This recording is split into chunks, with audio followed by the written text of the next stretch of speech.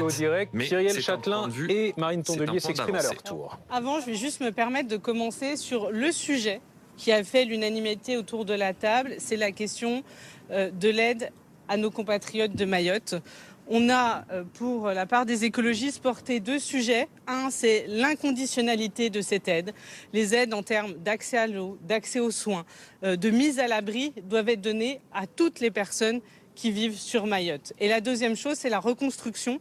L'ensemble des partis et des groupes présents à cette réunion ont dit leur volonté de pouvoir être en soutien et agir, y compris par des voies réglementaires, par des moyens nouveaux alloués à la reconstruction.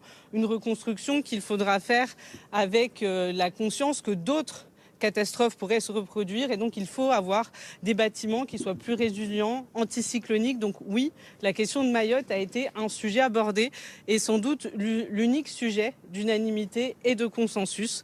Mais voilà, il me semblait important de le redire parce que c'est un message. En vrai, si n'importe quel département de l'Hexagone était dans la situation où est Mayotte, cette réunion n'aurait pas eu lieu. Et ça, je pense qu'il faut être extrêmement clair. Ce qui se passe là-bas est un drame, est une catastrophe et nous devons, pour l'ensemble de la représentation nationale, donner notre solidarité.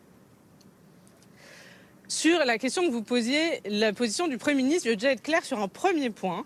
Pour les écologistes, il n'a jamais été question de venir discuter de la formation d'un gouvernement. Ça ne vous étonnera pas, nous sommes dans une opposition claire et ferme. Pourquoi ? Cette réunion nous l'a confirmé. Le Premier ministre n'a rien dit sur le budget et la possibilité d'avoir de nouvelles recettes. Le Premier ministre n'a rien dit sur le pouvoir d'achat. Il a eu des mots extrêmement vagues sur la question climatique, que d'ailleurs il a oublié dans sa conclusion. Et il n'a eu absolument aucun mot sur la question de la sauvegarde de l'emploi face au plan de licenciement. Cela nous conforte donc très clairement sur notre position dans l'opposition.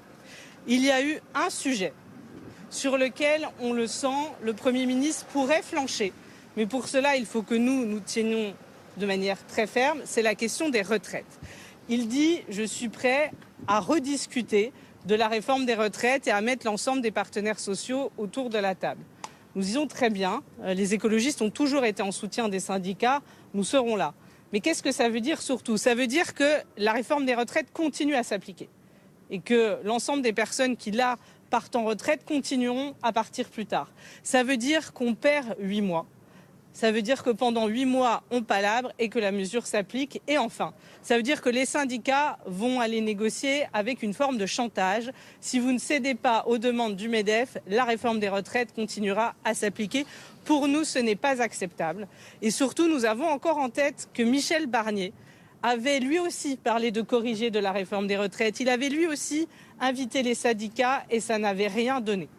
Donc aujourd'hui, nous sommes très loin d'avoir un Premier ministre qui a conscience de l'envie de changement.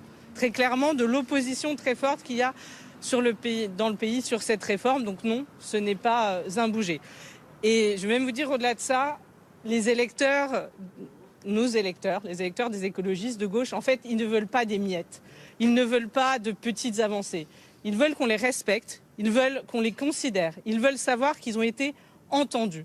Et là, nous en sommes extrêmement loin. L'impression que moi j'ai eue pendant cette réunion, c'est qu'ils se sont dit, finalement, leurs représentants, on peut les acheter à pas cher. Je vais être extrêmement claire. Pour les écologistes, le dialogue et le compromis, ce n'est à jamais, à aucun moment, la renonciation et la compromission. Donc après cette longue réunion, pour finalement n'avoir pas beaucoup plus d'informations sur l'orientation du nouveau Premier ministre, la censure est toujours très clairement sur la table. Nous n'avons eu face à nous qu'une panimitation de Michel Barnier. À propos du 49.3, est-ce que le Premier ministre s'est engagé à ne pas en abuser, mais sans y renoncer ? Non, mais globalement, ce que vient de dire Cyrielle Châtelain, en fait, on attendait un Premier ministre qui donne un cap, une orientation, une ligne. On a un budget sur lequel il va falloir travailler. On vient de voter la loi spéciale. Maintenant, il va falloir qu'on avance sur une question budgétaire. Nous n'avons rien eu. Nous n'avons eu aucune orientation. En fait, on a eu un consultant.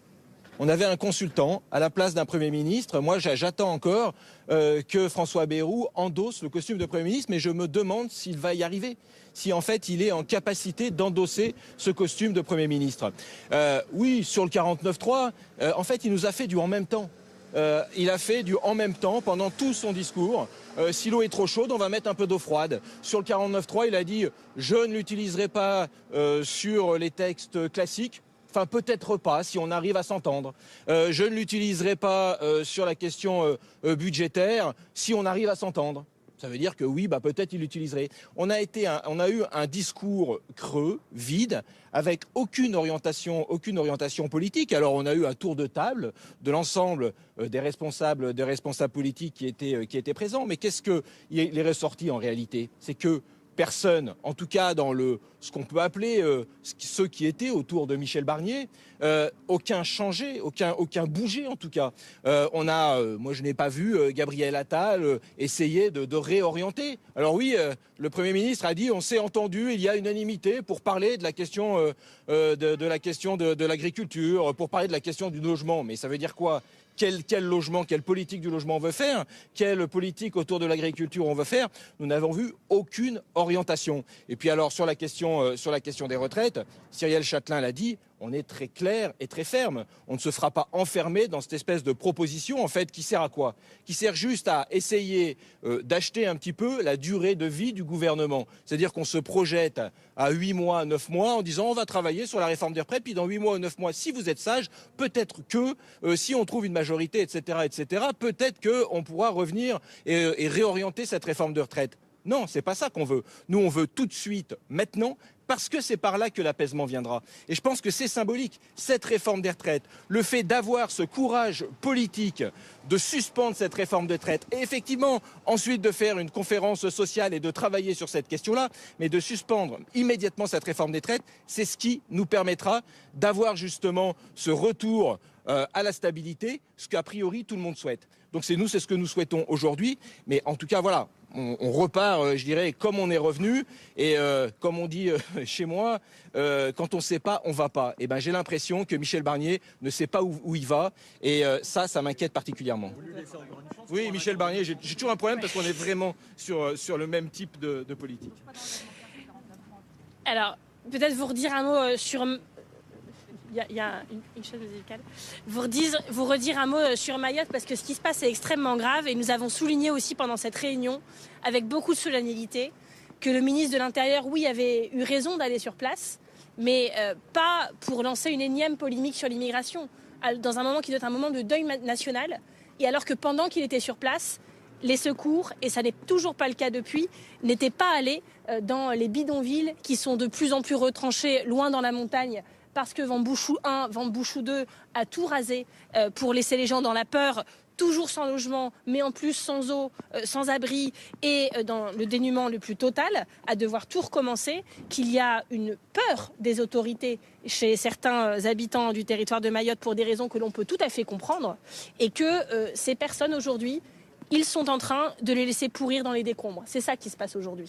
C'est ça dont nous voulions discuter, pas d'un énième débat sur l'immigration, d'une énième polémique, parce qu'on en a tous les jours, donc peut-être que pendant 3 jours, l'exception est qu'on puisse discuter des personnes aujourd'hui qui sont en train de mourir à Mayotte. Ça, c'est la première question que l'on a posée, et non, sur celle-ci comme sur les autres, nous n'avons pas eu de réponse. Ensuite, il faut renforcer la lutte sur l'immigration.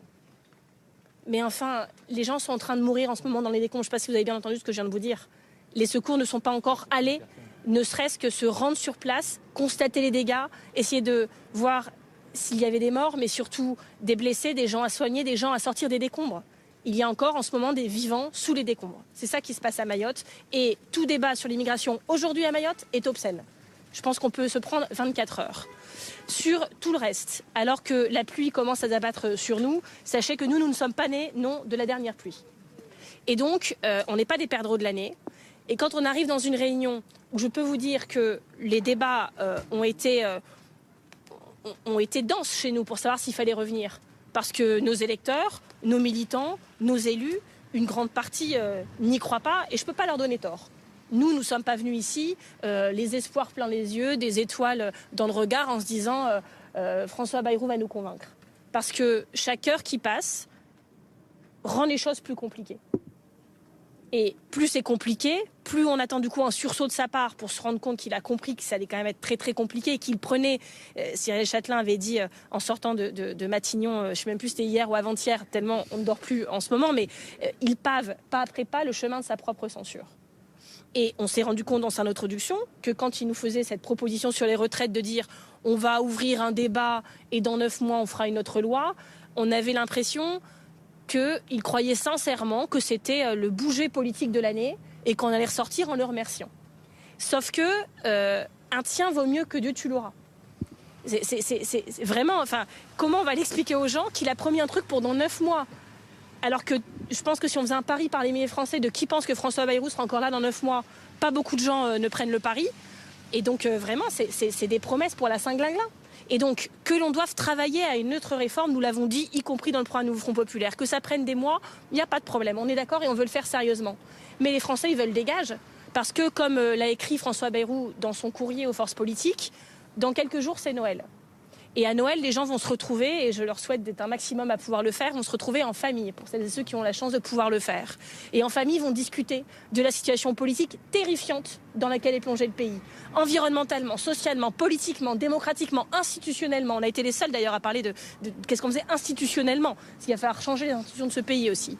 Et qu'est-ce qu'ils vont pouvoir se dire avec Tata Gilberte, leur oncle, la grand-mère, le grand-père et les jeunes à table? Ça va être quoi leur motif d'espoir? De se dire, il y a un truc qui va changer dans le pays, qu'il va y avoir une conférence de financement, que dans 9 mois, peut-être, il y aura un autre texte si les gens travaillent bien. Mais enfin, c'est une plaisanterie. Qui aujourd'hui peut sincèrement penser ça? Qui aujourd'hui peut sincèrement penser que juste avec cette proposition sur la table, on résout la crise de confiance politique et on va nous tous redevenir soudainement amis entre partis pour avancer tranquillement vers pacte de non-censure, je sais pas quoi, stabilité. Quand ils nous parlent de stabilité, en fait, ce qu'il veut dire, c'est leur continuité à eux. C'est pas la même chose. Les Français l'ont bien compris. Stabilité des institutions, ça veut dire qu'on arrive à voter un budget. Oui, ça veut dire qu'on permet aux fonctionnaires d'être payés, aux associations d'avoir leurs subventions, aux entreprises. Mais ça veut pas dire stabilité. Ça veut pas dire hibernatus. On bouge pas pour effrayer personne. Il n'y a jamais eu autant besoin de changement. Et donc, on a dû, oui, un peu hausser le ton en fin de réunion parce que tout se passait à peu près bien. Quand je dis bien, je veux dire cordialement, jusqu'à ce que François Bayrou, le Premier ministre, fasse une conclusion pour dire, alors, conclusion, il y avait unanimité là-dessus, tout le monde est d'accord. Alors, par exemple, il a dit, tout le monde était d'accord sur le budget. On dit, bah, pas du tout. Il fait, ah si, tout le monde a été d'accord pour dire qu'il fallait un budget, certes.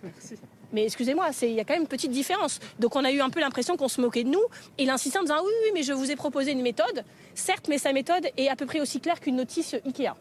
Et donc, même la méthode, pour tout vous dire, on ne l'a pas bien compris. Il nous a dit, alors, Boris Vallaud est intervenu en fin de réunion pour dire, mais attendez, on va quand même pas se quitter comme ça. Et nous, on était un peu pareil, en train d'allumer le micro, en disant, attendez, si on arrête maintenant, c'est cata.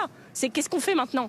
Et il a dit, ah ben maintenant, j'attends vos réponses à la question de la participation gouvernementale pour demain midi. Mais nous, on avait déjà répondu pendant la réunion, et même avant, et même bien avant. Donc voilà, ça s'est répondu. Et très sincèrement, aujourd'hui, pour que les écologistes reviennent à une réunion de ce genre, recommencent à discuter, il va falloir des bougies symptomatiques parce que là, je ne sais pas expliquer à des militants écologistes ou toi expliquer à des députés, mais je crois que tu n'as même pas envie de le faire, pourquoi on va revenir. Parce qu'en fait, je pense qu'on a tous autre chose à faire, et nous, et vous. Mais on est très inquiets, vraiment très inquiets, et on sera toujours du côté des solutions. Mais à un moment, il faut qu'ils entendent que nous appeler toujours à la responsabilité. Nous sommes responsables depuis le départ. Et eux, ils sont aussi responsables. Mais responsables de ne pas vouloir lâcher le pouvoir, de faire obstruction, responsable de ne vouloir rien bouger, rien changer, responsable de nous mettre dans une impasse et au moment où il y a la censure, on recommence à zéro, ils nous remettent dans la même impasse. Parce que quand ils seront enfermés dans un gouvernement avec les Républicains, ça je vous confirme qu'on n'ira pas, et quand le gouvernement va sortir avec les mêmes qu'avant dans un ordre différent pour mener la même politique, ils s'attendront à quelle autre conclusion? Donc on lance un petit cri d'alerte en sortant parce que ça ne va pas bien se terminer. Merci. Bon courage. Ça ne va pas bien se terminer, conclut Marine Tondelier. Les participants écologistes à la réunion organisée